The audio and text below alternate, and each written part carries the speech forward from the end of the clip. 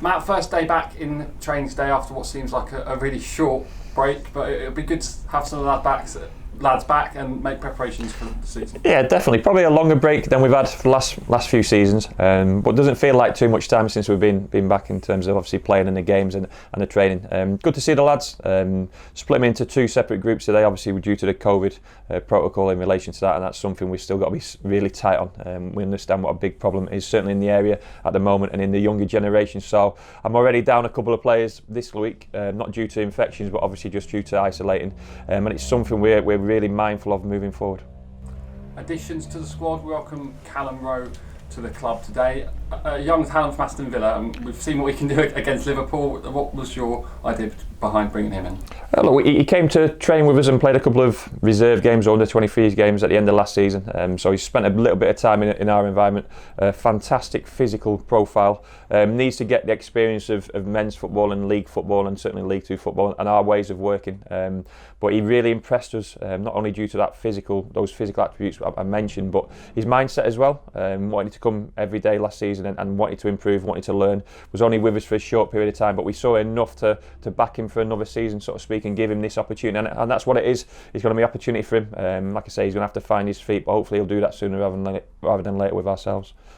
And it's not every day that you bring in someone that's been at an academy side but has also faced the likes of Mo Salah when he played for that young Villa side. Yeah, I mean, everyone's got these games in their upbringing or in their development they can look back on, but that's only one game. You'll want to be judged on a consistency throughout a season, and that's what we say to all our young players. And like I say, Callum's of a certain age and a certain position in terms of where he plays on the pitch, where his body's absolutely key, and I think he's probably been a little bit unlucky with injuries as well, certainly in his time at Villa. So hopefully he can stay fully fit and really influence this team as best he possibly can. Obviously an area we're looking to strengthen, and we might still look to strengthen on top of that as well. Obviously this is an excellent club for him to develop himself as a player as well. He's still only 21. Yeah, look, the stats speak for itself in terms of the amount of players who've come for ourselves and gone on to higher levels, but he's got to master what's in front of him first and foremost, and that's obviously our training to start with, getting in the team, getting selected, and then playing regularly in a League Two team which will hopefully be competing at the right end of the table. Time will tell in relation to how well he does, but certainly what we've seen so far we've been really impressed by him, and like I say, character and personality is a big thing at this football club, and he certainly fits the bill. What was you touched on it there, but some of his standout attributes, is it that character, and do you think despite his age he's probably got quite an older head on young shoulders? Yeah, but he's got a lot of learning to do. Like I say, it's totally different, and I don't want to be disrespectful to academies in any way, but their level of football, their standard of football, or their type of football is different to what they'll face in terms of our first pre-season games against the non-league teams, or even when we start the season. So there's a transition still to be made, and in terms of that age group of 21 to 23, and he's right in the middle of that. The transition's a big transition, and sometimes it takes longer than expected, but in terms of the attributes we spoke about, he's certainly got those in abundance, and that physical profile in terms of a mobile fullback is something we've been looking at, but also you've got to have a level head on those young shoulders, and he's just got to come with the right mindset to work every day, improve his game, and I'm sure he'll get the benefits off the back of that. The second signing of today is George Ray, who was with Tranmere Rovers last season. What are your thoughts on him? Look, a player we've followed probably for a number of seasons now. We obviously first came across him in that really good Crewe team of a few years ago, and he was captain of Crewe at the time. Maybe he's had a disjointed couple of seasons, slightly lost his rhythm in relation to his game. That can sometimes happen when you move up a level and you come away from what you've known and your upbringing. It happens with our players when they leave Exeter City. Crewe's not too dissimilar in terms of the way we produce our players and the type of football we play. So maybe he's lost his way slightly in terms of the last couple of seasons, and certainly not had the game time which reflects success really. So someone we're looking to get back on track. We're going to give him a fantastic opportunity to come in and be a more experienced body amongst younger players. But I still feel there's a lot of development in George. Huge potential, like I say, which we saw at Crewe and which we saw consistently at Crewe. But for whatever reason, that's not quite happened the last couple of seasons. So we'll give him a platform, and he's got to take this opportunity. He's in a position now where he should know his game inside and out, and what we can offer in terms of the opportunity at Exeter City Football Club is certainly second to none. And if he buys into that and gets his mind in the right position to be successful, we'll have a good player on our hands.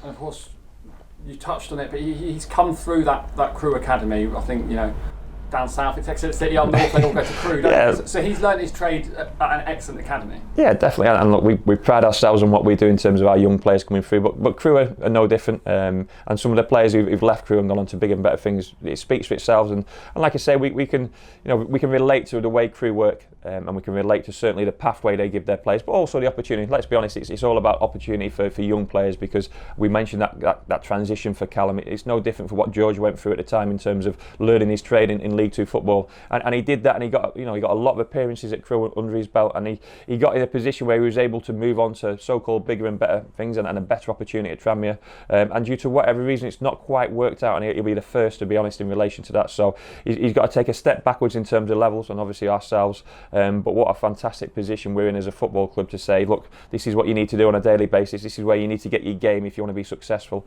and like I say, he'll be playing alongside some good players, some young players, but hopefully he comes with a little bit of know-how and experience and a little bit of physicality as well.